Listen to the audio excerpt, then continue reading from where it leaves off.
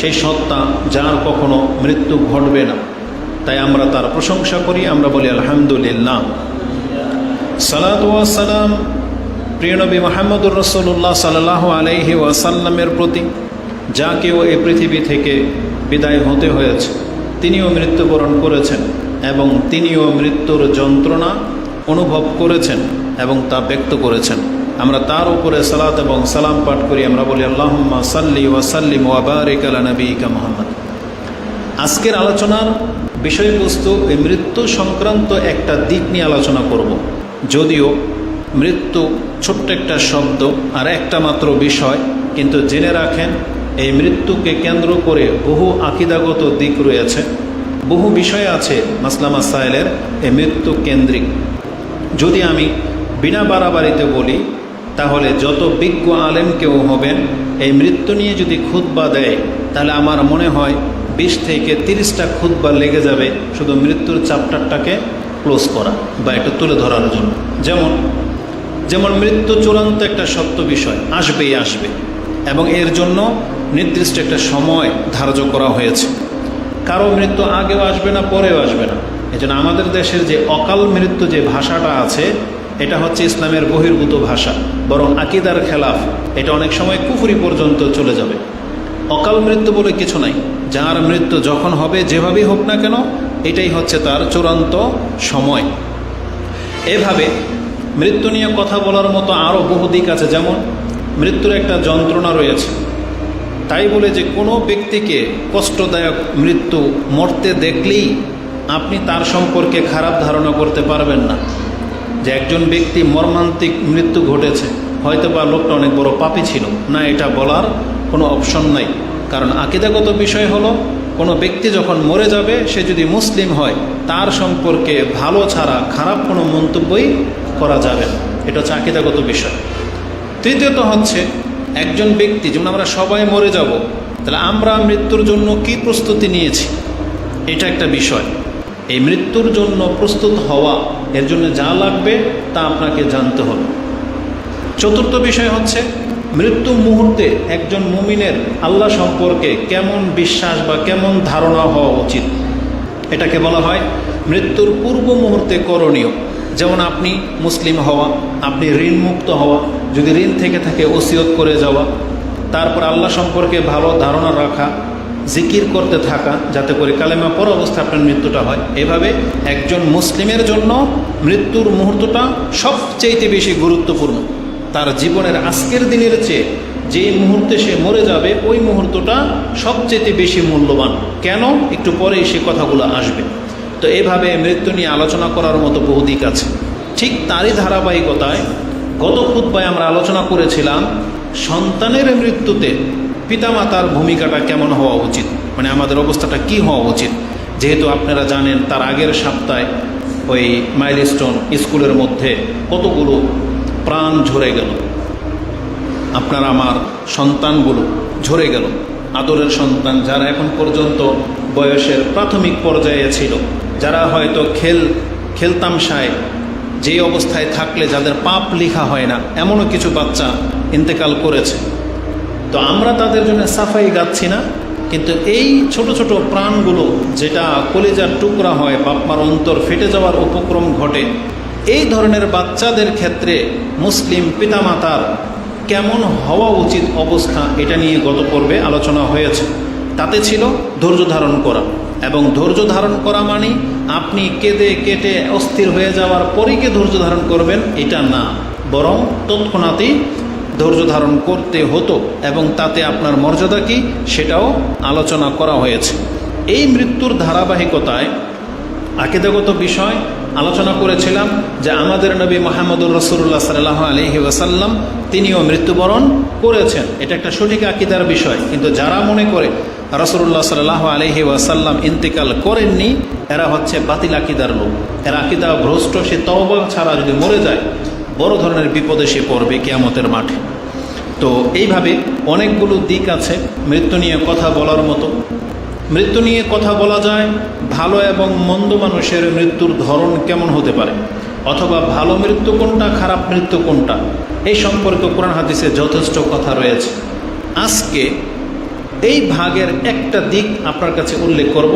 এটা হচ্ছে মন্দ বা অপছন্দনীয় মৃত্যুগুলো কি কি হতে পারে তার একটা দিক আজকে উল্লেখ করব, আর সেটা কয়েকটা ধাপে আপনার কাছে পেশ করব। প্রথমে আসুন, মৃত্যুরও কি অপছন্দনীয় কোনো বিষয় আছে? যেটা বলেছি এটা আকীদাগত একটা ব্যাপার, যে একটা মানুষ মরে যাবে, যেভাবে মরুক মরে গেল, এটারও ভালো মন্দ আছে। হ্যাঁ, এটারও ভালো মন্দ আছে, কারণ আমরা বিচার করব আমাদের বিবেক দিয়ে না, আমাদের নবী মুহাম্মদুর রাসূলুল্লাহ সাল্লাল্লাহু আলাইহি ওয়াসাল্লামের আমল থেকে। যেমন রাসূলুল্লাহ সাল্লাল্লাহু আলাইহি ওয়াসাল্লামের একটা দোয়াতে এইভাবে ছিল, আয়েশা রাদিয়াল্লাহু তাআলা আনহাকে তিনি শিক্ষা দিয়েছেন যে তুমি এইভাবে দোয়া করো। সেই দোয়াটি আপনি ইবনে মাজাতে দোয়ার অধ্যায়ে পেয়ে যাবেন, কিতাবুস সুন্নাহ একবারে শেষ অধ্যায়ের মধ্যে সম্ভবত রয়েছে, বা দোয়ার অধ্যায়। যে আয়েশা রাদিয়াল্লাহু তাআলা তিনি বলতেন যে রাসূল আমাদেরকে এইভাবে দোয়া শিখিয়েছেন এবং শিখাতেন। তিনি বলতেন, আল্লাহর কাছে তুমি চাও, আল্লাহুম্মা ইন্নী আসআলুকা মিনাল খাইরি কুল্লি আজিলিহি ওয়া আজিলি মা আলিমতু মিনহু ওয়া মা লাম আ'লাম ওয়া আউযু বিকা মিনাশ শাররি কুল্লি আজিলিহি ওয়া আজিলি মা আলিমতু মিনহু ওয়া মা লাম আ'লাম আল্লাহুম্মা ইন্নী আসআলুকা খাইরা মা সাআলাকা নবিয়ুকা ওয়া আবদুকা মুহাম্মাদুন সাল্লাল্লাহু আলাইহি ওয়াসাল্লাম ওয়া আউযু বিকা মিনাশ শাররি মাস্তাআযা বিকা মিন নবিয়ুকা ওয়া আবদুকা মুহাম্মাদিন সাল্লাল্লাহু আলাইহি ওয়াসাল্লাম। তার মানে দোয়ার এই অর্থ ছিল যে আল্লাহ, যত কল্যাণকর বিষয় আছে আমি তোমার কাছে সেই কল্যাণ চাচ্ছি, সেটা দুনিয়াতে হোক অথবা পরকালে হোক। আমি তোমার কাছে যত অকল্যাণ আছে তা থেকে আশ্রয় চাচ্ছি, যেটা এই দুনিয়ায় হোক বা পরকালে হোক। এবং দ্বিতীয় বাক্যটা ছিল, আল্লাহ আমি তোমার কাছে ওই কল্যাণ চাচ্ছি যে কল্যাণ তোমার নবী এবং তোমার বান্দা মুহাম্মদ সাল্লাল্লাহু আলাইহি সাল্লাম তোমার কাছে সব সময় চাইতো, আমিও সেগুলো চাচ্ছি।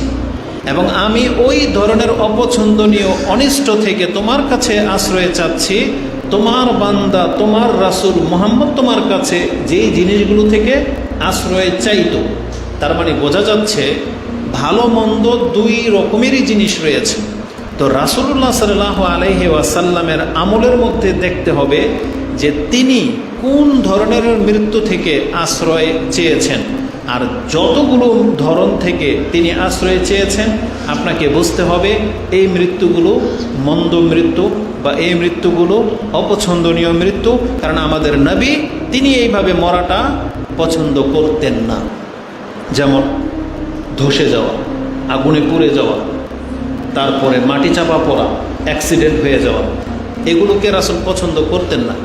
আবার আরেকটা বর্ণনায় পাবেন এইভাবে যারা মরে যায় আগুনে পুড়ে, পানিতে ডুবে, চাপা পড়ে, তাদেরকে আল্লাহ শহীদের মর্যাদা দেবেন। তাহলে রাসূল কেন এই মৃত্যু পছন্দ করলেন না? এখানে দুইটা বিষয়। এক, এই মৃত্যুগুলো হচ্ছে ভয়াবহ শাস্তিযোগ্য মৃত্যু, কিন্তু এটা আল্লাহর দয়া যে আল্লাহ মুমিনেরকে বেশি কষ্ট দিলে তার বদলায় আল্লাহ এই নেকিও রেখেছে যে আপনার যেটাতে কোনো দোষ নাই, এমন কোনো কারণে যদি আপনি মৃত্যুবরণ করেন তাহলে আল্লাহর পক্ষ থেকে এটা আপনাকে একটা এক্সট্রা গিফট দিয়ে দেওয়া হলো যে ঠিক আছে তোমাকে আমি শহীদের মর্যাদা দিয়ে দিলাম। কিন্তু তাই বলে যে আপনি নিজে ইচ্ছায় আল্লাহর কাছে চাইবেন যে আল্লাহ আমি যেন আগুন লেগে মরে যাই, এটা চাইবেন না, এটা অপছন্দনীয়। কারণ আমাদের রাসূল এটা কখনো পছন্দ করতেন না। একটা হলো কারণ ঘটা, আর একটা হচ্ছে কারণের যাজা ঘটা।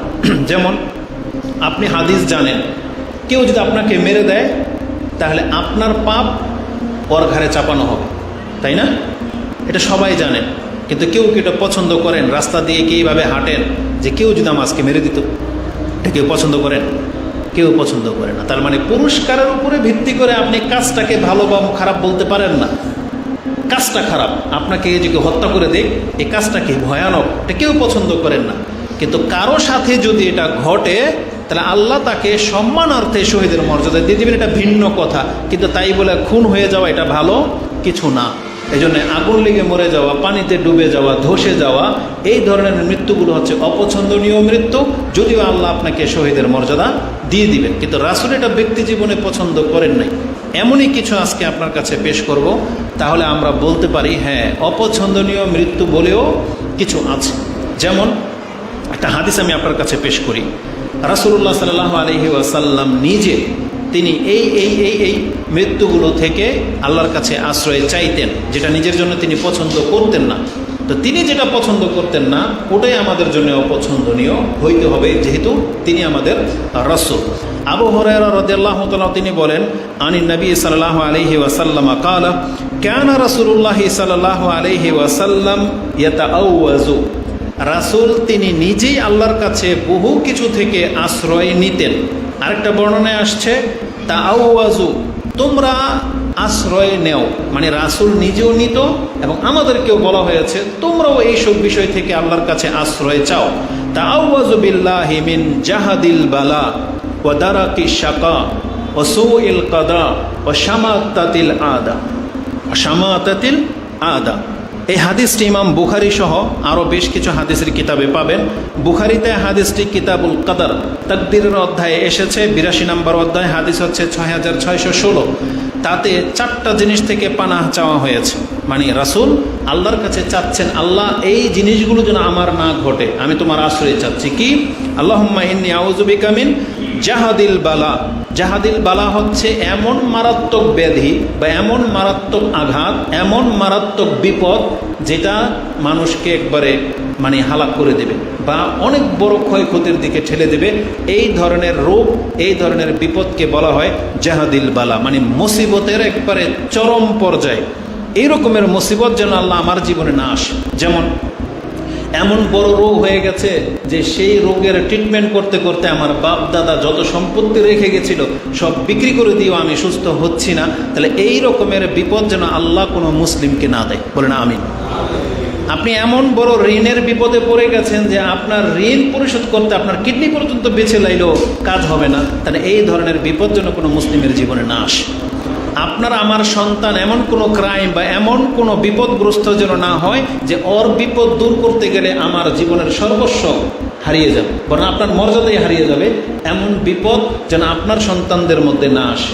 তার মানে যে জাহাদিল বালা, মানে বড় ধরনের মুসিবত, সেটা বড় ধরনের কোনো রোগ হতে পারে, অ্যাক্সিডেন্ট হতে পারে, অথবা যেই কোনো বিপর্যয় হতে পারে যেটা মারাত্মক আকার ধারণ করে, এমন কিছু থেকে রাসূল আল্লাহর কাছে আশ্রয় চাইতেন। এবং তিনি বলতেন ওয়া দারাকিশ শাকা, আমি আল্লাহ একেবারে মানে হতভাগ্যের অতল তলে পড়তে চাই না, মানে আমার জীবনে যেন এমন না হয় যে আমি একবারে হতভাগা হয়ে যাই।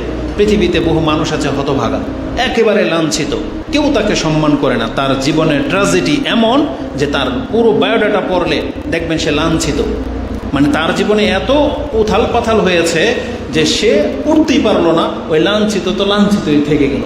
তো রাসূল বলতেছেন আল্লাহ আমার জীবনের ভাগ্য যেন এত খারাপের নিচে নেমে না যায় কখনো। দারাকিশ শাকা ওয়াসুইল কাদা, আল্লাহ আমি আমার যেন খারাপ ঋণের মধ্যে আমি না জড়িয়ে যাই, মানে এমন ঋণ যে ঋণ থেকে আর উঠে আসা যায় না। আর শামাতাতিল আদা, আর আল্লাহ আমাকে আমার শত্রুদের কাছে হাসি ঠাট্টা তামাশার পাত্র বানিয়ে দিও না, মানে আমাকে নিয়ে যেন উপহাস না করতে পারে।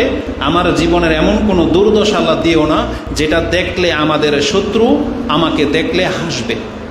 ধরেন এটা ব্যক্তি জীবনে হতে পারে, সমষ্টিগত হতে পারে। যদি সমষ্টিগত ধরেন তার মানে কোনো মুসলিম, ধরেন বাংলাদেশের মুসলিম, আমরা আল্লাহর কাছে বলতে পারি আল্লাহ আমাদের বাংলাদেশের মুসলিমদেরকে তুমি এমন হালাত করে দিও না যে আমাদেরকে দেখলে ইন্ডিয়ার হিন্দুরা হাসবে, এমন করে দিও না। কেন বললাম এই কথাটা? কারণ এটা একটা দিনের ফিতনা। ইব্রাহিম আলাইহিস সালাম এই দোয়াটা প্রথম করেছিলেন যে আল্লাহ তুমি আমাকে শত্রুদের কাছে হাস্যের পাত্র বানিও না, ফিতনার কারণ বানিও না। তার মানে আমি নবী হওয়া সত্ত্বে আমার অনুসারীদেরকে যদি পাপের কারণে হালাক করে দেয়, তখন কাফেররা মনে করবে যে ইব্রাহিম ভুল পথে ছিল, আমরাই হক পথে আছি। এই পুতুল পূজারীরা মনে করবে যে ওরা পুতুল পূজা করেও হক পথে আছে। এই জন্য ইব্রাহিম আলাইহিস সালাম দোয়া করেছিলেন যে আল্লাহ কাফেরদের কাছে তুমি আমাকে ফিতনার পাত্র বানাও না। ঠিক আমরা আহলে হাদিস কোরআন সুন্নাহর অনুসারীরা আল্লাহর কাছে দোয়া করলে এমন করতে পারি যেটা আমরা স্বল্প বা আমরা কেবলমাত্র এই মতবাদটাকে পেশ করতেছি আপনার কাছে, আপনি একা, আপনি কোরআন সুন্নাহ অনুসারী, আপনি রফিলে দেন করেন বা আমিন বলেন, মসজিদে আপনি একা। তার মানে আপনার যদি কোনো বিপদ হয়, যে সমাজে আপনার খেলাফ লোক বেশি, কবর মাজার পূজারী বেশি, বা আপনাকে ঘৃণা করে এই লোকের লোক বেশি, আপনি যদি কোনো বিপদে পড়েন তখন তারা মনে করবে নিশ্চয় আপনি আল্লাহর কাছে অপছন্দনীয়। যেমন মক্কার মুশরিকদের কাছে রাসূলুল্লাহ সাল্লাল্লাহু আলাইহি সাল্লাম তিনি এমন পর্যায়ে ছিলেন যে রাসূলের যদি কোনো বিপদ হইতো তাহলে আবু জাহেলের খুশি হতো, আবু লাহাবের খুশি হতো। এমনকি রাসূল সাল্লামের শাশুড়ি হিন্দ, এই হিন্দ রাদিয়াল্লাহু তাআলা আনহা, আবু সুফিয়ানের স্ত্রী রাদিয়াল্লাহু তাআলা আনহু, তিনি একদিন এই কথাটা বলেছিলেন যে ইয়া রাসূলুল্লাহ, এই জমিনের মধ্যে আমার কাছে সবচেয়ে পছন্দনীয় ছিল যে যদি কোনো ঘর সবচেয়ে বেশি লাঞ্ছিত হবে তাহলে আমি পছন্দ করতাম সেটা আপনার ঘর। কিন্তু আল্লাহ আমাকে ঈমান দেওয়ার পরে এখন আমার অবস্থা এমন হয়ে গেছে, আমি পছন্দ করি এই পৃথিবীতে যদি আল্লাহ কোনো ঘরকে বা কাউকে যদি সম্মানিত করার থাকে তাহলে আল্লাহ যেন আপনাকে করে। তো মোট কথা হচ্ছে, আমি বোঝাতে চেয়েছি ও শামাতাতিল আদা, এটা অনেক কঠিন একটা ব্যাপার, অনেক সেন্সিটিভ একটা ইস্যু, এটা সবার জীবনে ঘটতে পারে। কিন্তু আপনি আল্লাহর কাছে আশ্রয় চাচ্ছেন না, যার ফলে আপনার বিপদে আপনার পার্শ্ববর্তী অন্য অনেকেই পরিচিত অপরিচিতরা এগিয়ে আসে না, বরং তারা খুশি হয়। তাহলে কেন আপনি দোয়া করলেন না আল্লাহর কাছে? আপনার সন্তান মরে যাক, এটা যদি আপনার আশেপাশের লোকেরা যদি খুশি হয় তাহলে তারা আপনার শত্রু নয়তো কি? এই জন্য এটাকে আরেকটা নোক্তা বলে দেই, বাচ্চা হলেই যারা ফেসবুকে স্ট্যাটাস দেন যে আমি ছেলের বাবা হইলাম, মেয়ের বাবা হইলাম, এবং আপনারা ছোট বাচ্চাটার ছবি যে দেন, এটার খারাপইটা কি জানেন? যাদের বাচ্চা হয় না তাদের হিংসার পাত্র হয়ে যেতে পারেন আপনি, বা আপনার আত্মীয় স্বজনের মধ্যে এমনও আছে যে চাইতো না যে আপনার বাচ্চা হোক, তারা নিন্দা করবে আপনাকে নিয়ে। আর যদি ছোট বাচ্চাদের চেহারা একটু ভিন্ন টাইপের হয়, সব বাপমার কাছে তার বাচ্চা ফুটফুটে সুন্দর, সে আকৃতি যেমনই হোক না কেন, কিন্তু সেটা আপনি অন্যের ক্ষেত্রে কেন ভাবলেন? অন্যের কাছে আপনার সন্তান তো ভালো না, অন্যের কাছে এটা কেমন পোকার মতো দেখা যায়, কেমন অ্যাবনর্মাল হয়েছে, মাথা ছোট বা চোখ বড়, কান একটা বড় বা নাক নাই, এগুলো নিয়ে কি হবে? পরে মন্তব্য হবে, সে মন্তব্য করবে, হাসি ঠাট্টা তামাশা করবে। তাহলে আপনি শুনলে নিশ্চয়ই আপনি সন্তুষ্ট হবেন না, বরং আপনার কষ্ট হবে। তাহলে কেন আপনি নিজেকে কষ্টে ফেলার এই কাজটা করলেন? এই জন্য আমরা বলবো, নিজেদের বাচ্চার ছবি আপনি ফেসবুকে আপলোড করবেন না, কারণ সেটা আপনার কাছে ভালো হতে পারে কিন্তু অন্যের কাছে সেটা ভালো না। এই জন্য সেইটা নিয়ে মন্তব্য, খারাপ রিয়্যাক্ট করতে পারে, বেঁচে থাকবেন। তা আমরা আমাদের মূল বিষয়ের দিকে চলে আসি যে রাসূলুল্লাহ সাল্লাল্লাহু আলাইহি সাল্লাম এই বিষয়গুলো থেকে আশ্রয় চাইতেন। তার মধ্যে একটা কি আশ্রয় আছে?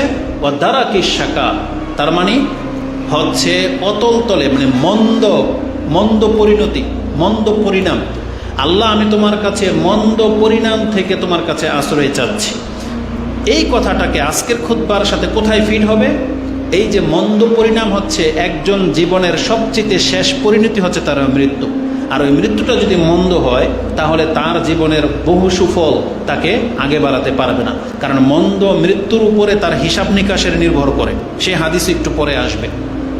একজন মানুষ যদি সৌভাগ্যবান মৃত্যুবরণ করে, এটা তার বিচারের মাঠে অনেকটা পজিটিভ হবে, কিন্তু কেউ যদি খারাপ মৃত্যু দুনিয়াতে ভোগ করে, এটা তার পরকালের উপরে ইফেক্ট করবে। এই মন্দ মৃত্যু বলতে হচ্ছে আঘাতমূলক না, বরং পাপের অবস্থায়, নেশা অবস্থায়, জেনা অবস্থায় মরে যাওয়া, অথবা একেবারে লাঞ্ছিত, মানে ইসলাম থেকে বের হয়ে যাওয়া অবস্থায়, যুদ্ধের ময়দান থেকে পালায়ন পর অবস্থায় মৃত্যুবরণ করা, এটা হলো মন্দ অবস্থা। তো এগুলো থেকে আশ্রয় রাসূল সাল্লাল্লাহু আলাইহি ওয়াসাল্লাম চাইতেন। তাহলে এই হাদিসটা প্রমাণ করে যে এমন কিছু অবস্থা আছে, মৃত্যু আছে, যেগুলো থেকে আমাদেরকে আশ্রয় চাইতে হবে, যেগুলোকে মন্দ বা অপছন্দনীয় বলা হয়েছে। এখন আরেকটি বিষয় আপনাকে স্মরণ করিয়ে দিই।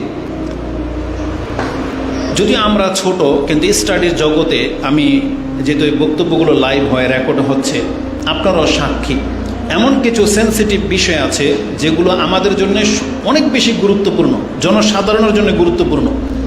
সেই বিষয়ে দেখবেন বক্তব্য খুব কম, আর যেগুলোতে ভাইরাল হওয়া, যেটাতে আপনার কোনো কাজই নেই, কথার কথা, এটা আপনি ভিন্ন অ্যাঙ্গেলে নেবেন না। ফিলিস্তিনের ইস্যুতে যা হচ্ছে, রাশিয়ায় ধরেন ভূমিকম্প হলো, ঘরবাড়ি অনেক ক্ষয়ক্ষতি হয়েছে, আল্লাহ যেন বাংলাদেশকে হেফাজত করেন, মানে আমিন।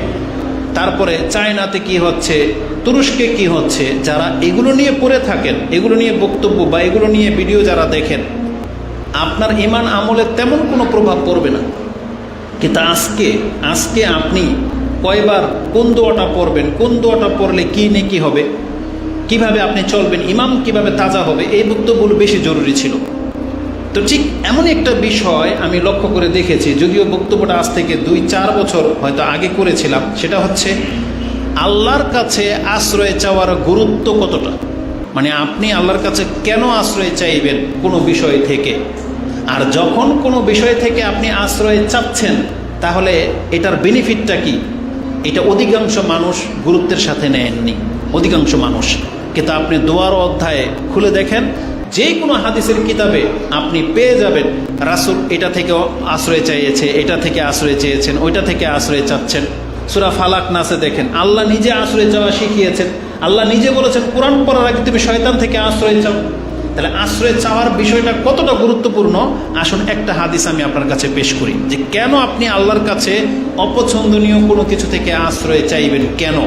রাসূল সাল্লাল্লাহু আলাইহি ওয়াসাল্লামের এক হাদিসে রয়েছে, কোনো ব্যক্তি যদি তার কাছে যেটা অপছন্দনীয়, যেটা নিজের জন্য সে পছন্দ করে না, এমন কোনো কিছু থেকে যদি সে আল্লাহর কাছে আশ্রয় তলব করে আর আল্লাহ যদি সেটা গ্রহণ করে, তাহলে এই অপছন্দনীয় জিনিসটা তার জীবনে কোনোদিন ঘটবে না। এটার গুরুত্ব কতটা জানেন? ইমাম তিরমিজি রাহিমাহুল্লাহ একটা হাদিস কোট করেছেন, যে হাদিসটি আপনি 3431 এবং 3432 পেয়ে যাবেন। হাদিসের ভাষাটা এরকম, আন ওমর আন্না রাসূলুল্লাহ সাল্লাল্লাহু আলাইহি ওয়াসাল্লাম ক্বালা মান রাআ সাহিবা বালাইন, কেউ যদি তার কোনো সঙ্গীর কোনো বিপদ আপদ দেখতে পায়, আও রাআ মুনকারান, কিছু অপছন্দনীয় কোনো কিছু যদি দেখতে পায় যেটা সে পছন্দ করলো না, যেমন ধরেন রাস্তা দিয়ে যাচ্ছেন, হঠাৎ করে আপনি দেখলেন একটা অ্যাক্সিডেন্ট, এমন একটা অ্যাক্সিডেন্ট যে যার উপর দিয়ে অ্যাক্সিডেন্ট হয়েছে তার একটা পা থেতলে গেছে, পা নাই তার লগে, এটা আপনি দেখেছেন, নিতে পারেন না। আপনি একটা পাগলকে দেখতে পেয়েছেন, যদিও আমরা এটা ফিল করি না, আমাদের স্বভাব হলো পাগলকে দেখলে আপনি হাসি ঠাট্টা তামাশা করেন, কিন্তু আপনার উচিত ছিল এই পাগলকে দেখে আল্লাহর কাছে আশ্রয় চাওয়া, যে আল্লাহ আমি যেন পাগল না হই। তো এমন কিছু বিপদ আপদ ঘটে, আপনি দেখতে পাচ্ছেন একজন ব্যক্তিকে পুলিশে টেনে হেঁচড়ে নিয়ে যাচ্ছে, বা একজন ব্যক্তিকে কয়েকজন মিলে ইচ্ছা মতো পিটাচ্ছে, যদিও এই লোকটা সৎ, কিন্তু তাকে মারা হচ্ছে, সন্ত্রাসীরা মারছে, ডাকাতরা মারছে। এটা আপনি দেখেছেন, যেটা নেটে আমরা দেখতে পাই, বিভিন্ন এই গণতান্ত্রিক সিস্টেমে বিভিন্ন একদল আর একদলের লোকদেরকে বরং এখন বলা হচ্ছে কিছু হইলেই বলে চাঁদার জন্য মারা হচ্ছে। এটা তো সাউন্ড হয় বন্ধুরা, মানে বলতেছে যে চাঁদার জন্য মারা হচ্ছে। সব কিন্তু আর চাঁদার ইস্যু না, এখানে তদন্ত করলে বোঝা যাবে যে এখানে নেতৃত্বের ক্ষমতার দখলদারির এমনও কোনো ব্যাপার ট্যাপার থাকে। তা আলাকুল্লি হাল আপনি দেখতে পেয়েছেন যে কাউকে এভাবে পিটাচ্ছে, একজন মুসলিমের উচিত ছিল অবশ্যই সেটা অপছন্দ করে যে আমার সাথে যেমন এমনটা না হোক। তখন রাসূল বলেছেন, যদি কোনো ব্যক্তি এমন কোনো অপছন্দনীয় বা বিপদগ্রস্ত কোনো ব্যক্তিকে দেখে আর সে যদি এটা বলে আলহামদুলিল্লাহিল্লাযী আফানি মিম্মা ইবতালাকা বি ওয়া ফাদ্দালানি আলা কাসীরিম মিম্মান খালাকা তাফদীলা, সে যদি বলে আলহামদুলিল্লাহ, আল্লাহ তোমাকে যে বিপদে ফেলেছে, মানে ওকে তো শোনায়া বলবে না, মানে ওর দিকে লক্ষ্য করে বলবে, যেই বিপদ ওর জীবনে চলে আসছে, যেই বিপদ, যেই অপছন্দনীয় জিনিসটা আপনার চোখে দেখতে পেলেন, যে আল্লাহ আলহামদুলিল্লাহ আফানি, আমাকে আল্লাহ এই বিপদ থেকে বাঁচাইছে, মানে আমি পাগলও না, আমি ঋণগ্রস্ত না, আমি নেশাগ্রস্ত না, আমি অপরাধীও না, আমাকে ক্রাইমও করা হয় নাই, আমাকে কেউ মিলে পিটাচ্ছেও না, মানে আপনি সেফ। সব রকমের একটা কুষ্ঠ রোগ, স্যাঁতসেঁতে রোগ, যে কোনো রোগ যেটা আপনি পছন্দ করেন না, কুৎসিত একটা ব্যক্তি, এমন কুৎসিত যাকে কেউ কোনো মানুষ পছন্দ করবে না, আপনি নিজের দিকে তাকান, জান আলহামদুলিল্লাহ আমি তো অনেক ভালো আছি। তো এক কথায় যা আপনি অপছন্দ করেন এমন কোনো কিছু চোখে পড়লে আপনি যদি বলেন আলহামদুলিল্লাহিল্লাযী আফানি মিম্মা ইবতালাকা বি, আল্লাহ তোমাকে যে বিপদ দিয়েছে আমাকে তা থেকে নিরাপদে রেখেছেন, ও ফাদ্দালানি আলা কাসীরিম মিম্মান খালাকা তাফদীলা, এবং বহু সৃষ্টির চাইতে আল্লাহ তুমি আমাকে সম্মানিত রেখেছো, এই দোয়া যে ব্যক্তি বলতে পারে, রাসূলুল্লাহ সাল্লাল্লাহু আলাইহি ওয়াসাল্লাম বলেছেন ইল্লা উফিয়া মিন যালিকাল বালা, যেই বিপদ দেখে, যেই অপছন্দনীয় বিষয়টা দেখে সে আল্লাহর কাছে দোয়া করেছে, এই বিপদ, এই অপছন্দনীয় জিনিস জীবনও তার ধারের প্রান্ত আসবে না, কায়েনান মা কান।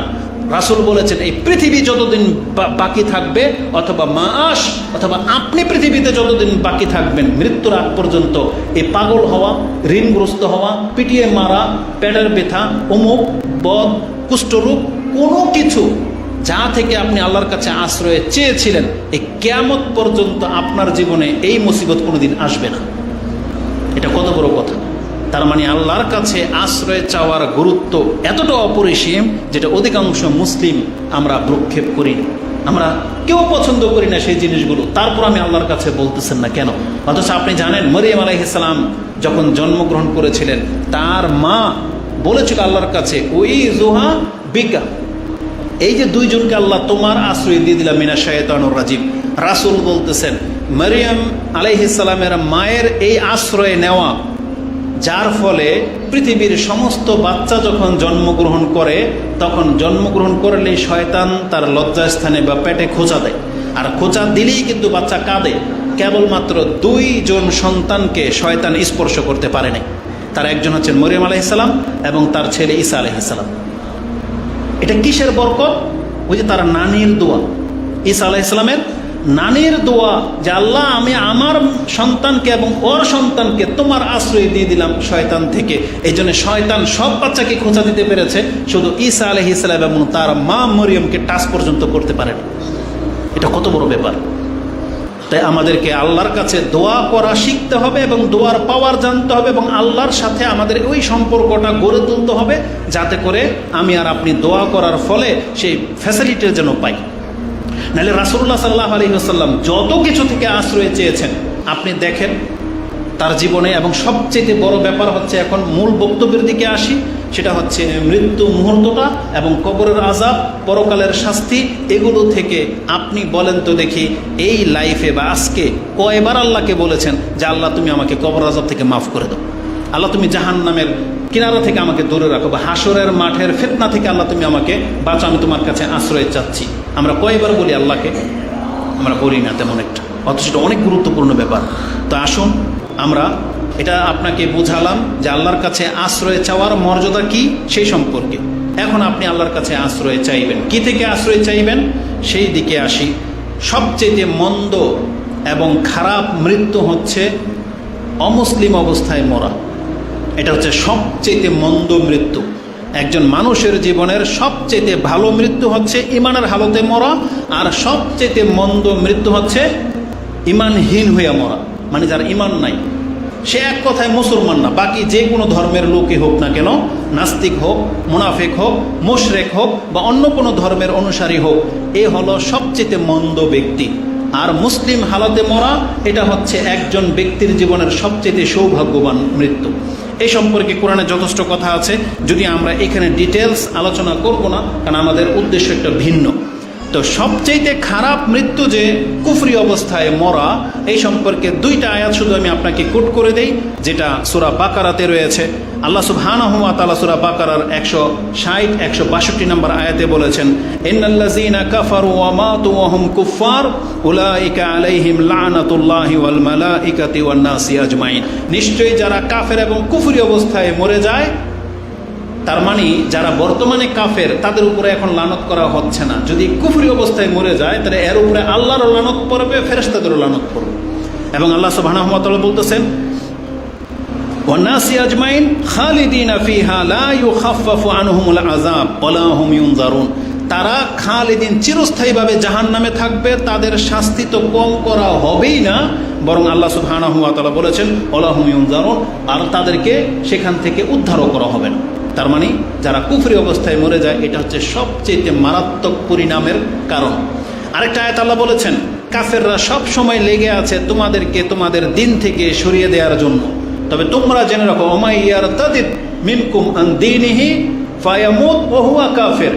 কেউ যদি তার দিন থেকে সরে যায় এবং কুফরি অবস্থায় মরে যায়, ফাউলাইকা হাবিতাত আমালুহুম ফিদ দুনিয়া ওয়াল আখিরা ওয়া উলাইকা আসহাবুন নারি হুম ফিহা খালিদুন। এই আয়াতটা আপনি সূরা বাকারাতে পেয়ে যাবেন, যেটা আপনি 217 নম্বরে এই আয়াত রয়েছে। আল্লাহ বলেছেন, যারা তার ধর্ম থেকে মুখ ফিরিয়ে নেবে আর ওই অবস্থায় যদি কাফের অবস্থায় মরে যায়, ফিরে যদি আবার না আসে, কুফরি অবস্থায় যদি মরে যায়, তাহলে তার আমল যা ছিল সব বরবাদ হয়ে যাবে এবং কিয়ামতের মাঠে এই ব্যক্তির কঠিন শাস্তি তাকে পেতে হবে, যেটা আপনি 217 নম্বরে পেয়ে যাবেন। তাহলে কাফের অবস্থায় মরা সম্পর্কে দুইটা আয়াত আমি আপনার কাছে এখানে পেশ করে দিলাম। তাই আল্লাহ সুবহানাহু ওয়া তাআলার সেই আয়াতটা স্মরণ করিয়ে দিই, যারা মুসলিম আছেন খুতবাতে উপস্থিত হন, একটা আয়াত সবসময় মনে রাখবেন। আল্লাহ বলেছেন, ইয়া আইয়ুহাল্লাযীনা আমানুত্তাকুল্লাহা হাক্কা তুকাতিহ ওয়ালা তামুতুন্না ইল্লা ওয়া আনতুম মুসলিমুন।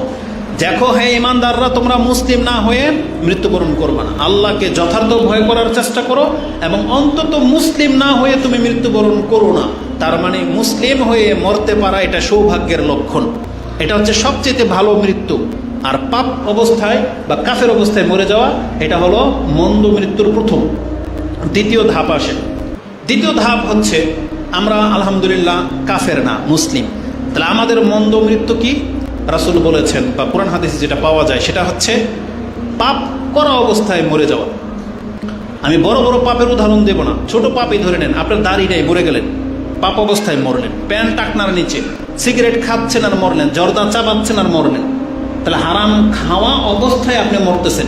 একটা ব্যবসায়ী, সুদী প্রতিষ্ঠান, ব্যাংকিং সিস্টেমে আপনি চাকরি করতেছেন আর সেখানে চাকরিরত অবস্থায় আপনি মরে গেলেন, আপনি পাপের অবস্থায় আছেন। জমিতে চাষাবাদ করতেছেন, আরেকজনের আইল কেটে আপনি ঢুকে যাচ্ছেন, এই যে কোদাল দিয়ে কোবাচ্ছেন, ওই সময় যদি বজ্র পরে আপনি মরে যান তো আপনি পাপের অবস্থায় মরলেন। এইভাবে জীবনের প্রত্যেকটা অ্যাঙ্গেলে জেনা করতে অবস্থায় যদি কেউ মরে যায়, ফিল্ম দেখা অবস্থায় যদি কেউ মরে যায়, এগুলো সব হচ্ছে পাপের অবস্থায় মরা। মাজারে গিয়ে সেজদা করতেছেন, ওই সময় যদি আপনার মৃত্যু চলে আসে, বা মাজার থেকে ফেরার পথে যদি আপনার মৃত্যু চলে আসে, এগুলো হচ্ছে পাপের অবস্থায় মরা। মানে চলমান পাপের মধ্যে থেকে মরা, এটা হলো সবচেয়ে মারাত্মক। কাফের পরের পরিণতি হচ্ছে এটা, মানে পাপী বলে গণ্য হওয়া। এটা খুবই সেন্সিটিভ, যেটা আজকে অধিকাংশ মুসলিম হওয়া সত্ত্বেও এই বিষয়টাকে আপনি গুরুত্ব দিচ্ছেন না। বরং গাড়িতে বসে আপনি ল্যাংটা দেখেন আর আপনি টিকটক নিয়ে সারা জার্নি পার করেন, আর যখন অ্যাক্সিডেন্ট হয়ে যায় তখন আপনি চিৎপটাং হয়ে পড়ে থাকেন। তাহলে আপনার এই মৃত্যুটা হচ্ছে মন্দ মৃত্যুর একটা মৃত্যু। কেন জানেন?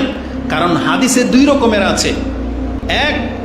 একটা হাদিস বলা হয়েছে ইউবাসু কুল্লু আবদিন আলা মা মাতা আলাই, একজন ব্যক্তিকে কিয়ামতের মাঠে ওই পরিচয়ে উঠতে হবে যেই পরিচয়ে তার মৃত্যু ঘটেছে। তার মানে আজকে যেই মুহূর্তে আপনার মৃত্যু ঘটবে দেখতে হবে আজকে কি আপনি মুসলিম কিনা, আজকে কি আপনি। কালকে কাফের ছিলেন, কালকে মুনাফিক থাকতে পারেন, কালকে মুশরিক থাকতে পারেন, কালকে ঈমানদারও থাকতে পারেন, কিন্তু কালকের উপরে বিচার করা হবে না। আপনার 60 বছর কেটে গেছে মুসলিম অবস্থায়, কিন্তু যেই দিন আপনি মরলেন সেই দিন যদি আপনি নাস্তিক হয়ে থাকেন, তাহলে বিচারটা 60 বছরের নেকি দিয়ে হবে না, বিচারটা হবে মরার নাস্তিকতা দিয়ে। এটা হচ্ছে ইসলামের একটা আদব। ঠিক এর উল্টা নিয়ে নেন, 60 বছর একটা ব্যক্তি হিন্দু ছিল, খ্রিস্টান ছিল, কিন্তু যেই দিন মরলো সেদিন সে মুসলিম ছিল। রেজাল্ট কি? ডাইরেক্ট জান্নাত। তার 60 বছরের পাপ তাকে বাঁচাইতে মানে আটকাইতে পারবে না। এটা ইসলামের একটা বিধান এবং আল্লাহর অনেক বড় রহমত লুকিয়ে আছে এখানে। এই জন্য সবসময় সৌভাগ্যবান থাকতে হলে আপনি চেষ্টা করবেন এমন অবস্থায় থাকা, যেই অবস্থায় মৃত্যুটা চলে আসলে যাতে আমি আর আপনি আল্লাহর ক্ষমা পেতে পারি। এই জন্য নিজেকে প্রস্তুত থাকতে হবে। রাসূল বলেছেন, যেই ব্যক্তি চায়, যে কোরআনের একটা আয়াত আছে না, যেটা সূরা আল ইমরানের, যদিও লম্বা হয়ে যাবে বিধায় আমি নোট করিনি, কিন্তু মনে পড়ে গেছে, বলে দিই। সূরা আল ইমরানে আছে না, কুল্লু নাফসিন যায়িকাতুল মউত সুম্মা তুওয়াফাউনা উজুরাকুম ইয়াওমাল কিয়ামা ফামান যুহজিহা আনিন নারি ওয়া উদখিলাল জান্নাতা ফাকাদ ফাজ ওয়া মাল হায়াতুদ দুনিয়া ইল্লা মাতাউল গুরুর। এটা সূরা আল ইমরানের 185 নম্বর আয়াত। এই আয়াতের তাফসিরে বুখারী মুসলিমের একটা হাদিস পেয়ে যাবেন। রাসূল বলেছেন, হাদিসটা বুখারী নয় মুসলিমে আছে এবং মুসনাদে আহমদে আছে। মুসলিমে একটা লম্বা হাদিসের মিডলে গিয়ে আপনি এটা পেয়ে যাবেন। তাতে রাসূল বলেছেন, ফামান আহাব্বা আইয়ুজাহজাহা আনিন নারি ওয়া উদখিলাল জান্নাহ ফালতুদরিকুহু মানিয়াতুহু ওয়া হুয়া ইউমিনু বিল্লাহি ওয়াল ইয়াউমিল আখির ওয়া ইয়াতি আলান নাস মা ইউহিব্বু ইলাইহি আও কামা ক্বালা রাসূলুল্লাহ সাল্লাল্লাহু আলাইহি ওয়াসাল্লাম। রাসূল বলেছেন, আল্লাহ যেখানে বলেছে কিয়ামতের মাঠে যাকে জাহান্নাম থেকে দূরে রেখে জান্নাত দেওয়ার ঘোষণা করে দেওয়া হবে, আল্লাহ বলেছেন ফাকাদ ফাজ, এই ব্যক্তি হলো জিতে যাওয়া ব্যক্তি। তার মানে যাকে জাহান্নামে দেওয়া হলো না, বরং যে অবস্থায় আছে তার পাপ টাপ নিয়ে আল্লাহ বলছে তোকে মাফ, তোকে জান্নাত দিয়ে দেওয়া হলো। আল্লাহ বলেছেন এই ব্যক্তি হচ্ছে জিতে যাওয়া ব্যক্তি। আর রাসূল বলেছেন, কে আছো পছন্দ করো যে তুমি সেই ব্যক্তি হবে যে আল্লাহ আমাকে জাহান্নামে না দেখ, আমাকে গেলেই জান্নাত দিয়ে দেখ। মান আহাব্বা, কে আছো এটা পছন্দ করো। তাহলে তুমি প্রস্তুত থাকতে হবে। কাদের সাথে আল্লাহ এটা করবেন? আন তুদরিকুহু মানিয়াতুহু ওয়া হুয়া ইউমিনু বিল্লাহি ওয়াল ইয়াউমিল আখির। প্রত্যেক ব্যক্তির উচিত যেই দিন মালাকুল মউত তার সাথে সাক্ষাৎ ঘটবে, যেই মুহূর্তে, ওই সময় যেন তার পরিচয়টা এই হয় যে সে আল্লাহ এবং পরকালে বিশ্বাসী। তার মানে যে আল্লাহ এবং পরকালে বিশ্বাসী যেই মুহূর্তে, আর ওই মুহূর্তে যদি মৃত্যু চলে আসে, এই ব্যক্তি সেই ব্যক্তি যাকে আল্লাহ জাহান্নাম থেকে মুক্ত করে জান্নাত দিয়ে দিবেন।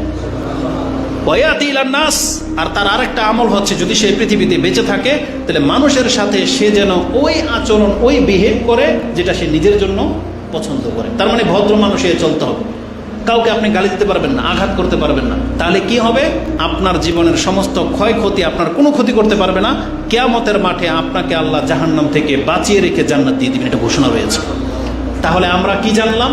সবচেয়ে ভালো মৃত্যু হচ্ছে ইমানের হালতে মৃত্যু এবং নেক ভালো কাজ করা অবস্থায় মৃত্যু, আর মন্দ মৃত্যু হচ্ছে কুফরি এবং পাপের অবস্থায় মরে যাওয়া। আর এখন আমাদের পয়েন্ট হচ্ছে পাপের উপরে। পাপের অবস্থায় মরলে এটাকে যে মন্দ মৃত্যু বলা হয়েছে, কোরআনের একটা আয়াত থেকে এটা আমি আপনাকে পেশ করতে পারি। কোরআনে আল্লাহ সুবহানাহু ওয়া তাআলা সূরা আল জাসিয়া 45 নম্বর সূরার 21 নম্বর আয়াতে বলেছেন, আম হাসিবাল্লাযীনা ইজতারাহুস সাইয়্যাত, যারা সব সময় পাপের মধ্যে লেগে আছে। ভাষাটা শুনেন, আল্লাহ কি বলেছেন? যারা একবার পাপ করে ফেলেছে তারা না। আম হাসিবাল্লাযীনা ইজতারাহুস সাইয়্যাত, যারা সব সময় পাপের মধ্যে আছে, নেশা করেই যাচ্ছে, একটার পর একটা সিগারেট, একটার পর একটা জর্দা দিয়া পান খেতেই থাকে। আরে কোনো মানুষ হয়তো কোনো একবার হারাম খেয়ে ফেলছে কোনোভাবে, এও হারাম খোর, কিন্তু যেই ব্যক্তি কন্টিনিউ করে এটা অবশ্যই অনেক বড় পাপ। যেই ব্যক্তি জীবনে একবার জানা করে ফেলেছিল, ছোটবেলায় বোঝে নাই, তওবা করে ফিরে আসছে। আর কিন্তু যারা রেগুলার করে, মাঝে মাঝেই করে, যারা মাঝে মাঝে মদ খায়, যারা সবসময় সুদের সাথে জড়িত, যারা এখনো হারাম বিজনেস ছাড়েন নাই, তার মানে সব সময় পাপের মধ্যে যারা জড়িয়ে আছেন, যারা বেনামাজি, আসল বড় পাপী এদেরকে বলাই হয়নি। যারা বেনামাজি তারা সবচেয়ে বড় পাপী, যে পাপের অবস্থায় আছেন সারাদিন। কারণ আজকে ফজর পড়েন নাই মানে আপনি পাপের অবস্থায় আছেন, জোহর হয়ে গেল পড়েন নাই, পাপের অবস্থায় আছেন। তার মানে 5 ওয়াক্ত সালাত যারা পড়েন না, আপনার সারা দিনটা পাপের অবস্থায় কেটেছে। যারা বেপরদা নারী আছে, যতক্ষণ পর্যন্ত পর্দা করবে না ততক্ষণ পর্যন্ত পাপী। মানে তার ফিগার যেটা আল্লাহ ঢেকে রাখতে বলেছে, তার চেহারা যতক্ষণ পর্যন্ত খোলা ততক্ষণ পর্যন্ত সে পাপী। আপনি কি একবার ভাবছেন বিষয়টা? তো আল্লাহ বলতেছেন, আম হাসিবাল্লাযীনা ইজতারাহুস সাইয়্যাত, যারা সব সময় পাপের মধ্যে লেগে আছে, আন্না জাআলাহুম কাল্লাযীনা আমানু ওয়া আমিলুস সালিহাত সাওয়াআন মাহইয়াহুম ওয়া মামাতুহুম সাআ মা ইয়াহকুমুন। আল্লাহ বলেছেন যারা স্থায়ী পাপী তারা এটাকে কি করে ভেবে নিল যে আমি আল্লাহ তার সাথে কি ওই আচরণ করব যে আচরণ একজন সৎ মুসলিমের সাথে করব, তার জীবন এবং মৃত্যুটাকে সমান হবে। আল্লাহ ভাগ করে দিয়েছেন, মানে সাওয়াউন মাহইয়াহুম ওয়া মামাতুহুম, তার মৃত্যুটা কি সমান হবে, আবার মরার পরের জীবনটা কি তার সমান হবে? সাআ মা ইয়াহকুমুন, কত মন্দ তোমার বিচার। তার মানে আল্লাহ এখানে পাপীদেরকে বলতেছেন, তুমি পাপ করতেছো, তুমি ভাইবো না যে যারা 5 ওয়াক্ত নামাজ পড়ে তার জীবন তো কঠিন, কিন্তু তার যে মৃত্যুর দিনটা হবে তার মতন সহজ মৃত্যু তোমার জীবনে হবে, এটা তুমি ভাইবো না। আর মরার পরে একে যে জীবন দেওয়া হবে তোমাকে ওই একই জীবন দেওয়া হবে, এটা তুমি কোনোদিন ভাইবো না। এটা কত বড় ধমক! একটা পাপীর জন্য কত বড় ধমক! আপনি কি জানেন এখানে 4 শ্রেণীর মানুষকে ধমক দেওয়া হয়েছে। এক, বিটুইন পার্থক্য করা হয়েছে কাফের মুসলিমে, আবার পার্থক্য করা হয়েছে সৎ অসতে। মানে এক তো কাফেরদের তুলনায় আমরা বেটার, আর আমাদের মধ্যে সৎ লোকের আমাদের চাইতে বেটার। কারণ সৎ লোকের মৃত্যু আমাদের মতো হবে না, যেমন কাফের মৃত্যু আমাদের মতো হবে না। আমাদের মুসলিমদের মৃত্যু হবে কাফেরদের চাইতে সহজ, আর সৎ ব্যক্তির মৃত্যু হবে পাপীদের চাইতে সহজ। এটার জন্য আরেকটা আয়াত আমি আপনাকে এডিশনে যোগ করে দিই, সেটা হচ্ছে সূরা সদ 38 নম্বর সূরার 28 নম্বর আয়াতে আল্লাহ বলেছেন, আম নাজআলুল্লাযীনা আমানু ওয়া আমিলুস সালিহাতি কাল মুফসিদিনা ফিল আরদ আম নাজআলুল মুত্তাকিনা কাল ফুজ্জার। আল্লাহ বলেছেন, কি মনে করো আমি একজন ইমানদার সৎ ব্যক্তির সাথে ওই আচরণ করব যেমন একটা কাফের ফাসাদকারের সাথে করব, আর নাকি আমি মুত্তাকিদের সাথে সেই আচরণ করব যে আচরণ একটা পাপীর সাথে করব? তার মানে এখানে আল্লাহ ভাগ করে দিয়েছেন, মানে 4টা শ্রেণী। এক হলো মুমিন মুসলিম এবং সৎ, আরেকটা হচ্ছে কাফের বেঈমান আর পাপী। এজন্য আল্লাহ সুবহানাহু ওয়া তাআলা বলেছেন এদের প্রত্যেকের জীবন এক না, নিঃসন্দেহে পাপীদের মৃত্যু কঠিন থেকে কঠিন হবে। এই জন্য পাপের অবস্থায় মরে যাওয়া, এই জন্যই বলেছি এটা একটা মন্দ মৃত্যু। আর রাসূলুল্লাহ সাল্লাল্লাহু আলাইহি ওয়াসাল্লাম থেকে ইমাম বুখারী তার কিতাবুল কাদারের মধ্যে একটা হাদিস কোট করেছেন, যেটা আপনি 6602 নম্বরে পেয়ে যাবেন। তাতে আছে 6607, তাতে আছে রাসূলুল্লাহ সাল্লাল্লাহু আলাইহি ওয়াসাল্লাম বলেছেন, ইন্নাল আবদা লা ইয়ামালু আমালা আহলিল জান্নাহ ওয়া ইন্নাহু মিন আহলিন নার ওয়া ইন্নামাল আমালু বিল খাওয়াতিম। কেন আপনি পাপের অবস্থায় মরলে এটা মন্দ মৃত্যু? কারণ রাসূল বলেছেন কত ব্যক্তিকে দেখা যায় প্রথমে ভালোই ছিল, ভালো ভালো কাজ করতেছে, কিন্তু লোকটা জাহান্নামী। কিভাবে নির্ণয় হবে? রাসূল বলেছেন ইন্নামাল আমালু বিল খাওয়াতিম, কারণ জান্নাত আর জাহান্নাম ফয়সালা তার 60 বছরের ইবাদতের উপরে হয় না, বরং জান্নাত আর জাহান্নামের ফয়সালা হয় তার মৃত্যু মুহূর্তের ইবাদতের উপরে। তার মানে ওই মুহূর্তে আপনি কি অবস্থায়, কি পজিশনে আছেন। এই যেমন ধরেন আমরা এখন এখানে অবস্থানে আছি, এই মুহূর্তে কেউ না কেউ মার্কেটে আছে, এই মুহূর্তে কেউ না কেউ কোনো ক্লাবে আছে, পার্কে আছে, জেনা করা অবস্থায় আছে, আছে না? এখন পৃথিবী ধ্বংস হয়ে গেল, আপনি আল্লাহর কাছে কি আশা করতে পারেন বলেন তো? ক্ষমা, জান্নাত আশা করতে পারেন না? কিন্তু এই যে আশাটা নিয়ে আমরা এখানে বসে আছি, ওই জেনায় যারা লিপ্ত, যারা সিগারেট খাচ্ছে, যারা টিভি দেখতেছে, ওরা কি আল্লাহর কাছে এই আশাটা করতে পারবে? কোনোদিন করতে পারবে না, কারণ সেই মুখ নিয়ে আল্লাহর কাছে দাঁড়ায়নি।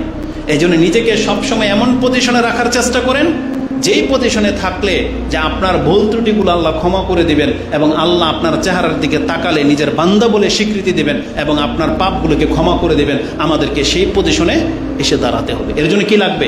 মুসলিম হওয়া লাগবে, আর যতটুকু সম্ভব যখন তখন ভালো ভালো কাজের মধ্যে লিপ্ত থাকতে হবে। কারণ এখান থেকে যাওয়ার পরে যদি আমরা পাপে লিপ্ত হয়ে যাই, তাহলে এই নামাজের পরে যদি আমাদের মৃত্যু না আসে, ওই পাপের অবস্থায় যদি মৃত্যু আসে, তাহলে রেজাল্টটা কিন্তু উল্টো হয়ে যাবে। এই জন্য প্রত্যেকটা মুসলিম ভাই এবং বোনদেরকে এটা স্মরণ রাখতে হবে, আমাদের একটা ভালোর পরে আরেকটা ভালো কাজে লেগে থাকতে হবে। তারপরে যদি মৃত্যু আসে, আলহামদুলিল্লাহ, যখন তখন আমরা ভালো অবস্থায় মৃত্যু দাবি করতে পারবো। এই যে রাশিয়াতে যখন ভূমিকম্প আসছে, ওই সময় তো কেউ ঘুমিয়েছিল, পাপ্পুর অবস্থায় ঘুমিয়েছে। তাহলে আমাদের মুসলিমদেরকে স্মরণ রাখতে হবে, এটা শুধু রাশিয়ার ঘটনা, তুরস্কের ঘটনা না, পৃথিবীর যেই কোনো অঞ্চলে যখন তখন সুনামি, ভূমিকম্প হতেই পারে। কারণ এটা হচ্ছে কিয়ামতের একটা আলামত, আর এটা থেকে কোনো রাষ্ট্র নিরাপদে থাকবে না। যেখানে মদিনা পর্যন্ত ভূমিকম্প হবে, এটা আপনারা দেখতে পাবেন। তো কথা হচ্ছে যে তারপর আমরা আল্লাহর কাছে দোয়া করি, আল্লাহ যতদিন আমরা বেঁচে আছি, আল্লাহ তুমি আমাদেরকে নিরাপত্তা দিয়ে দাও, আমিন। তো এটা হচ্ছে একটা তৃতীয় মৃত্যু, হচ্ছে যেটা হবে আজকের খুতবার মূল বিষয়, কিন্তু টাইম পাস হয়ে চলে গেছে। আর এইটা বিষয়টা এত বড় লম্বা যে এটাই হইতে হইতে আজকের মূল বিষয়। তবে আজকে কিছুটা হইলে ইঙ্গিত করি, যেটা নিয়ে, যে চিন্তা নিয়ে আজকের খুতবাটা সাজিয়েছি, সেটা হচ্ছে আপনারা ইদানিং লক্ষ্য করতে পেরেছেন কিনা, খবরাখবর দেখতে পাচ্ছেন যে অমুক ব্যক্তি রাত্রে শুয়েছে, হঠাৎ মৃত্যু, মরে গেছে। রাস্তা দিয়ে, দোকান নিয়ে সবাই বসে চা খাচ্ছেন, কথা বলতেছেন, হঠাৎ বলে ধরতে ধরতে বলছে মরে গেছে। এটা তো হঠাৎ মৃত্যু, আকস্মিক মৃত্যু বলে। রাস্তা দিয়ে হাঁটতেছে, বজ্র পড়লো, সে কি কোনোদিন চিন্তাও করেছিল যে আজকে আমি মারা যাব? গরু চড়াতে গেছে খেতে, গরু সহ সে মরে গেছে, সে কি ভাবতে পেরেছিল যে আজকে আমি মরে যাব? এগুলোকে বলা হয় আকস্মিক মৃত্যু। আপনি রাস্তা দিয়ে হাঁটতেছেন ভদ্রভাবে, পেছন থেকে এক গাড়ি এসে আপনাকে মেরে দিল, এটা কি হঠাৎ মৃত্যু? এইভাবে জীবনের বহু ক্ষেত্রে এই হঠাৎ মৃত্যু, আকস্মিক মৃত্যু ঘটতে আপনি দেখতে পাবেন, অহরহ ঘটতেছে। এটা নিয়ে আমি যখন ঘাঁটলাম তখন দেখতে পেলাম হাদিসে এই সম্পর্কে একটু ইঙ্গিত করা হয়েছে যে এটাও কিয়ামতের একটা আলামত। আর এটা রাসূল সাল্লাল্লাহু আলাইহি যুগেও ছিল, কিন্তু কিয়ামত যত কাছাকাছিতে চলে আসবে, এটা মানুষের সাথে বেশি ঘটবে। যখন তখন বিনা কোনো কারণে মানুষ মরে যাবে, হার্ট ব্লক হয়ে যাবে, হার্ট অ্যাটাক করবে, মাথা ঘুরে পড়ে যাবে, অথবা কোনো বিপদ, বজ্র আঘাতে মরবে, অথবা ধসে যাবে, অ্যাক্সিডেন্টে মরবে, অথবা কেউ তাকে মেরে দেবে। মানে এটা হঠাৎ মৃত্যু, মানে আপনার কোনো কিছু বুঝে ওঠার আগেই আপনি মরে যাবেন। এটাকে বলা হয়েছে মওতুল ফাজা, মানে হঠাৎ মৃত্যু হয়ে যাওয়া। রাসূলুল্লাহ সাল্লাল্লাহু আলাইহি ওয়াসাল্লামের একটা হাদিস থেকে ইঙ্গিত পাওয়া যায়। সেই হাদিসটি সাহিহুল জামে 5899 এবং সিলসিলাতুল আহাদিস সাহিহার মধ্যে নাসিরউদ্দিন আলবানী সাহি হাসান বলেছেন 2292-তে রয়েছে। হাদিসের ভাষাটা এরকম। আনাস রাদিয়াল্লাহু তাআলা আনহু তিনি বলেন, কিয়ামতের আলামত হলো যে মিন ইকতিরাবিস সাআ, কিয়ামত যে ঘনিয়ে আসছে, এটার একটা আলামত হলো, দেখেন আলামত দুই রকম। একটা হলো কিয়ামত ঘটবে, এটার একটা আলামত, যেমন চাঁদ দ্বিখণ্ডিত হয়ে গেছে, রাসূল মরে গেছে, কিন্তু এটা সময়ের কাছাকাছি মাপা যায় না। কিন্তু রাসূল বলেছেন সেই সময়টা কখন বুঝতে পারবে যে এটা অনেক বেশি কাছাকাছি চলে আসছে, এই ঘটনাগুলো দিয়ে। কি সেটা বলছে? কিয়ামত আলামত হওয়ার ঘটনাগুলো কাছাকাছিতে যখন চলে আসবে, তখন চাঁদকে বড় দেখাবে। মানে আমরা যে প্রথম দিনের চাঁদ দেখি, অনেক সময় দূরবীন দিয়ে দেখতে হয়, কিন্তু কিয়ামতের আলামত এমন হবে যে সেই চাঁদ নিজের চোখে দেখতে পাবেন খুব স্পষ্ট, এবং দেখে মনে হবে এটা দ্বিতীয় দিনের চাঁদ। এটা হবে কিয়ামতের কাছাকাছি সময়। এবং মানুষ মসজিদগুলোকে পারাপারের রাস্তা হিসাবে ব্যবহার করবে। মানে মসজিদেও নামাজের জন্য আসবে না, মানে রাস্তা দিয়ে যেতে হয়, মসজিদগুলোকে ঠিক ওই রকমের রূপান্তরিত করে দেবে, আসবে আর যাবে। মানে মসজিদের সাথে তার অন্তর লাগা থাকবে না। কোন একটা প্রয়োজনে রাস্তা দিয়ে মানুষ যায় না, মসজিদগুলোকে এরকম তুরুপ বানিয়ে ফেলা হবে। এটা ব্যাখ্যা করা হয়েছে দুই রকম, হয় মসজিদকে সরিয়ে দিয়ে রাস্তা বানিয়ে ফেলা হবে, অথবা বলা হয়েছে আপনি নিজেই মসজিদটাকে রাস্তার মতন ব্যবহার করবেন। তার মানে কি, রাস্তা দিয়ে মানুষ অতিক্রম করে নাকি রাস্তার মধ্যে অনেকক্ষণ বসে থাকে? মানে পারাপার হবেন, রাস্তার মধ্যে বসে থাকবেন আপনি, তার মানে আপনার রাস্তা দিয়ে পার হবেন। তাহলে আজকে মুসলিমদের সাথে মসজিদের সম্পর্ক হলো আপনি যেন মসজিদে আসবেন আর যাবেন, মানে মসজিদের সাথে আপনার অন্তর লাগা থাকবে না। এটা কিয়ামতের একটা কাছাকাছি সময় ঘটবে। এবং রাসূল সাল্লাল্লাহু আলাইহি সাল্লাম বলেছেন, ও আইয়াযহারা মাউতুল ফাজা, এবং আকস্মিক মৃত্যু প্রকাশ পাবে। তার মানে এই যে হঠাৎ মরে যাওয়া, এটা খুব বেশি মাত্রায় বাড়বে। যেহেতু হাদিসটা হাসান, গ্রহণযোগ্য, আর এটা হচ্ছে কিয়ামতের আলামত, তার মানে এটা শুধু ইহুদি নাসারাদের সাথে ঘটবে না, এটা আমাদের সাথেও ঘটবে। এবং মুসলিমদেরকে এই শিক্ষা থেকে এখান থেকে শিক্ষা নিতে হবে যে আপনার আমার সাথেও হঠাৎ মৃত্যু ঘটতে পারে। আমাদের মুখ দিয়ে কালেমা উচ্চারণ হওয়ার সময় আমি আর আপনি নাও পেতে পারি। আপনি ভালো একটা কাজ করবেন, সেটা নাও করতে পারেন। কেন আজকের এই হাদিসটাকে কেন্দ্র করে আমি আমার এই বক্তব্যটাকে সাজিয়েছি, আমি জাস্ট প্রথমে এটাকে অনেক বড় মন্দ অবস্থা হিসেবে নিয়েছিলাম, কিন্তু এটা নিয়ে ঘাঁটতে গিয়ে দেখলাম আরব শেখরা বলতেছে যে না, হঠাৎ মৃত্যু সবার জন্য খারাপ না, হঠাৎ মৃত্যু মুসলিম সৎ ব্যক্তিদের জন্য একটা রুখসাত হিসেবেও নেওয়া যায়। মানে তাকে আল্লাহ কষ্টবিহীন মানে নিয়ে গেলেন, এটা পজিটিভলি নেওয়া যায়। তবে দলিলগুলো বলতেছে এটা মন্দ দিকে বেশি যায়, যদিও দলিলগুলো অতটা স্ট্রং না, দুর্বলতা আছে। কারণ একটা হাদিসে আমি পেলাম যে রাসূলুল্লাহ সাল্লাল্লাহু আলাইহি সাল্লাম হঠাৎ মৃত্যু থেকে আশ্রয় চাইতেন। একটা হাদিসে রয়েছে ইয়াতাআওয়াযু মিন মাউতিল ফাজা, রাসূলুল্লাহ সাল্লাল্লাহু আলাইহি ওয়াসাল্লাম হঠাৎ মৃত্যু থেকে আল্লাহর কাছে আশ্রয় চেয়েছেন। এই হাদিসটা প্রথম আমার চোখে পড়ে, তারপরে আমি বক্তব্যটা সাজিয়েছি, কিন্তু তাহাকিক করে দেখলাম হাদিস জাল, মানে গ্রহণযোগ্যই না। এই হাদিসটি আল মুআজাম আল কাবীর লিত-তাবারানীতে আছে, কিন্তু হাদিস হচ্ছে জাল। তার চেয়ে হালকা হাদিস হচ্ছে তিরমিজিতে আছে, কিন্তু আরও আশ্চর্যের ব্যাপার হলো এর মন্তব্য নিয়ে। আগে হাদিসটা বলি যে রাসূলুল্লাহ সাল্লাল্লাহু আলাইহি ওয়াসাল্লাম থেকে বলা হয়েছে যে তিনি বলেছেন, মুমিনের মৃত্যু হলো ঘামবে, তার শরীর ঘামবে। মুমিনের মৃত্যু এমনভাবে হবে তার শরীরটা ঘামবে। ইয়াকুল ইন্না নাফসাল মুমিন তাখরুজু রাশহান, মানে ঘেমে তার শরীর থেকে আত্মাটা বেরোবে। এটা আরেকটা হাদিসের মধ্যে প্রমাণ আছে, তিরমিজিতে সেই হাদিস আছে যে আল মুমিনু ইয়ামুতু বিআরাকিল জাবিন, যে মৃত্যু মুহূর্তে মুমিনের কপাল ঘামে, এটা হচ্ছে মুমিনের লক্ষণ। তার মানে এই হাদিসের এই টুকরাটা গ্রহণযোগ্য।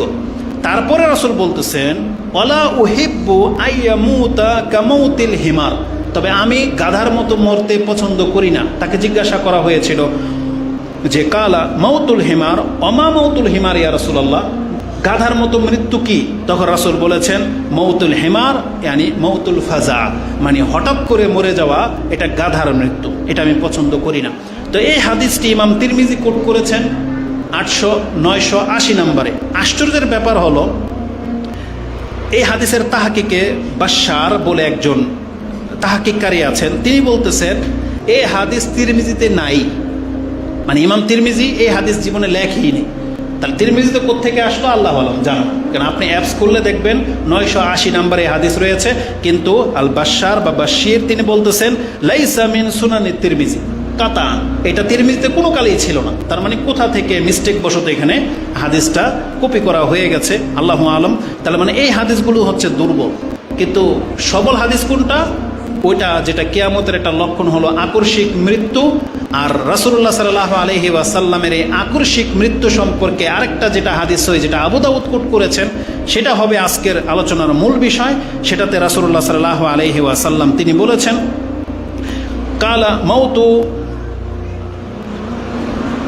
মাউতুল ফাজা আখজাতু আসাফিন, হঠাৎ মৃত্যুটা হচ্ছে আল্লাহর আযাবের একটা আযাব, আল্লাহর শাস্তির একটা শাস্তি, মানে আল্লাহ যার উপরে রাগান্বিত তার ক্ষেত্রে এই মাউতুল ফাজা হয়ে থাকে। তার মানে এই আখাজা আসাফিন মানে আয় গাদাবিন, এর কোরআনের একটা আয়াত রয়েছে আসিফুন, ওই আয়াতের তাফসিরে গেলে আপনি এই ব্যাখ্যাটা পেয়ে যাবেন। আয়াতটা রয়েছে সূরা যুখরুফ 43 নম্বর সূরার 55 নম্বর আয়াতে। আল্লাহ বলেছেন ফালাম্মা আসাফুনা ইন্তাকামনা, যখন তারা গজবকারীরা আমার সামনে আসলো বা তারা পাপে লিপ্ত হলো, ইন্তাকামনা, আমি তার প্রতিশোধ নিলাম। মানে আল্লাহ তাদেরকে শাস্তি দিয়ে পাকড়াও করেছিল। তা আসাফুন বহুবচন ব্যবহার করা হয়েছে, ওই আসফ, আসাফের বহুবচন। তার মানে হঠাৎ মৃত্যুটাকে আল্লাহর শাস্তিগুলোর মধ্য থেকে একটা শাস্তি বলা হয়েছে। তা আরবদের ব্যাখ্যা দুই রকম পেলাম। ওই যে বললাম মুমিনদের জন্য একটু ছাড় দিয়েছেন, যদিও হাদিস সহিহ না, আয়েশা রাদিয়াল্লাহু আনহা হাদিস, আমি সেই দিকে যাব না। মূল কথাটা হলো, আপনার আমার যদি হঠাৎ মৃত্যু চলে আসে, আপনি কষ্ট পেলেন না, এটা তো ভালো, মন্দ কেন হবে? মন্দটা কেন হবে এটাই শুধু আপনাকে ইঙ্গিত করে দিই। এটা যে একটা মন্দ বিষয়, তার প্রথম হাদিস আয়েশা রাদিয়াল্লাহু তাআলা আনহা, তিনি বলতেছেন, একজন ব্যক্তি এসে বলতেছে, ইয়া রাসূলুল্লাহ, ইন্না উম্মি উফতুলিয়াত নাফসুহা, আমার মার আত্মাটা হঠাৎ করে বেরিয়ে গেছে। মানে তিনি হঠাৎ মৃত্যু মুখে পতিত হয়েছেন। ওয়াজুন্নুহা, আমার ধারণা তার সম্পর্কে, লাউ তাকাল্লামাত, যদি সে কথা বলার মতন ক্ষমতা পেতেন, তাসাদ্দাকাত, তিনি হয়তো কিছু দান করার কথা বলে যেতেন, কিন্তু সেটা তো সে পারল না। এটা ইমাম বুখারী এবং মুসলিম কোট করেছেন। তার মানে একজন ব্যক্তি যদি সুযোগ পায়, একজন মুসলিমের চরিত্র এটা, যদি সে সুযোগ পায়, হয়তো সে তওবা করবে, হয়তোবা সে মুখ দিয়ে লা ইলাহা ইল্লাল্লাহ বলবে, অথবা সে যে পাপটা করেছে কারো কাছে ক্ষমা চাইবে। দেখেন মরার সময় অনেকে, আপনি যখন রোগীদের সাথে দেখা করতে যান, আপনি কি বলেন? যে আমি অনেক বেয়াদবি করেছি, আমাকে মাফ করে দিন, বলে কিনা? তার মানে কোনো মুসলিম যদি এই সুযোগটা না পায়, তখন তাকে বুঝতে হবে যেটা আল্লাহর এক ধরনের অসন্তুষ্টি তার প্রতি, যে আল্লাহ তাকে তওবা করার সুযোগ দিতে চাচ্ছে না। এই জন্য এটাকে অপছন্দনীয় করা হয়েছে। এই জন্য অপছন্দনীয় যে আপনি মরার সময় আপনি বলতেও পারতেছেন না যে মসজিদে 50,000 টাকা দিয়ে দিও, বলতে পারতেছেন না। কারণ ওই সুযোগটাই আপনি পান নাই। কিন্তু যেই ব্যক্তি বিছানায় কয়েকদিন ধরে অসুস্থ, শুনতেছে যে সে বেশি দিন বাঁচবে না, মরে যাবে, হতে পারে সে লা ইলাহা ইল্লাল্লাহ বলতেছে, হতে পারে সে আস্তাগফিরুল্লাহ বলবে, হতে পারে সে দান সদকার কথা বলতে পারে। এই জন্য হঠাৎ মৃত্যুতে এই সংবাদটার হয় না, সে তওবাও করতে পারে না, এটা হচ্ছে তার সবচেয়ে বড় ব্যর্থতা। আরেকটা কথা বলে দিই, একটা বক্তব্য এটা বলেছিলাম যে উর্দুর এক ড্রাইভার শেখ বলতেছে যে একজন ব্যক্তি মরার সময় এক করে দো করে করতে করতে মরে গেছে। কেন? এই জবান এটা এমন একটা জিনিস, আপনি একটা গান, কেরাত, গজল বা গালাগালি যা মুখ দিয়ে সারাদিন বলবেন, আপনি দেখবেন আপনার অজান্তে ওই শব্দটা হঠাৎ করে মুখ দিয়ে বেরিয়ে যাবে। যারা গান গায় তাদের মুখ দিয়ে এরকম গান বেরিয়েই থাকে, রাত্রে ঘুমাইলেও তারা কি গান গায়। মুদির দোকানদার যারা ওই যে লবণ, তেল, চিনি যা মাপে, বিছানায় বিলে তাই করে। বাসের কন্ট্রাক্টরদের কথা শুনেছি, ওই যে যেভাবে বাস থাপড়ায়, রাতেও নাকি চোখের মধ্যে এভাবে থাপড় দেয়। তার মানে এটা তার স্বভাব। তো যেই ব্যক্তি যেই অবস্থায় তার জবানটাকে চর্চা করে রাখে, যেমন ধরেন ব্যথা পেলে আপনি কি বলেন? উ, তাই না? মাগু, এটা বলেন না? কিন্তু যারা অভ্যস্ত আমল করতে, তাদের মুখ দিয়ে উ আ বেরোবে না, তারা বিসমিল্লাহ বলে। ব্যথা পেলে কি বলে? বিসমিল্লাহ। হঠাৎ করে একটা বজ্র পড়েছে, বলবে বিসমিল্লাহ, বা লা হাওলা ওয়ালা কুওয়াতা ইল্লা বিল্লাহ বলতেছে, লা ইলাহা ইল্লাল্লাহ অনেকে বলতেছে, বলে না? আবার অনেকে উ আ এগুলো বলে। তা আমি বোঝাতে চেয়েছি, আপনার জবানটাকে যদি আপনি কন্ট্রোল করেন আর অভ্যস্ত করেন, তাহলে আপনার মরার সময় হঠাৎ মৃত্যু আসুক আর যাই আসুক, আপনার মুখ দিয়ে লা ইলাহা ইল্লাল্লাহ, আল্লাহ, আস্তাগফিরুল্লাহ বেরোবে। কিন্তু ওই ব্যক্তি যে ওই যে লোড আনলোডিং করতো,